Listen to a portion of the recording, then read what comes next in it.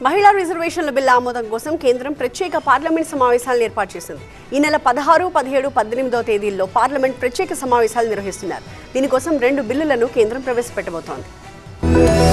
కేంద్రం పార్లమెంట్ ప్రత్యేక సమావేశాలను ఏర్పాటు చేసింది. మహిళా రిజర్వేషన్ బిల్ ఆమోదించేందుకు ఈ నెల 16, 17, 18 తేదీల్లో పార్లమెంట్ ప్రత్యేక సమావేశాలు నిర్వహిస్తున్నారు. ఉభయ సభల్లో చర్చ తర్వాత బిల్లు ఆమోదిస్తారు. మహిళా రిజర్వేషన్ల కోసం రాజ్యాంగ సవరణ బిల్ తీసుకొస్తోంది కేంద్రం. మహిళా రిజర్వేషన్ బిల్ అమల్లోకి వచ్చిన తర్వాత లోక్సభ ఎంపీ స్థానాలు 816కు పెరుగుతాయి. అంటే ప్రస్తుతం ఉన్న స్థానాలకు 273 స్థానాలు పెరుగుతాయి. ఈ స్థానాలు మహిళలకే కేటాయిస్తారు. దీనికోసం 2 బిల్లులను కేంద్రం ప్రవేశపెడుతోంది. 2023లోనే మహిళా రిజర్వేషన్ బిల్లుకు ఆమోదించారు. అయితే లిమిటేషన్ తో సంబంధం లేకుండా మహిళా రిజర్వేషన్లు అమలు చేయడానికి కొత్త బిల్ తీసుకొస్తోంది కేంద్రం. మహిళా రిజర్వేషన్ బిల్లుపై ఇప్పటికే విపక్షాలతో చర్చించారు కేంద్ర హోంశాఖ మంత్రి అమిత్ షా. 2029 సార్వత్రిక ఎన్నికల నాటికే 33% మహిళా కోటాను అమలు చేయాలన్నది ప్రభుత్వ ప్రధాన వ్యూహం. లోక్సభ, అసెంబ్లీ స్థానాల పెంపు విషయమై ప్రధాన ప్రతిపక్షమైన కాంగ్రెస్ తో పాటు తృణమూల్ కాంగ్రెస్ వంటి ప్రధాన పార్టీలను కేంద్రం ఒప్పించాల్సి ఉంది. ప్రాంతీయ పార్టీల ఉనికి, కేంద్రంలో అధికారాన్ని చేపట్టే సమీకరణాలు 50% సీట్ల పెంపుతో పూర్తిగా మారిపోనున్నాయి. ప్రతిపక్ష పార్టీలు ఇప్పటికే ఈ అంశంపై గళమెత్తుతున్నాయి.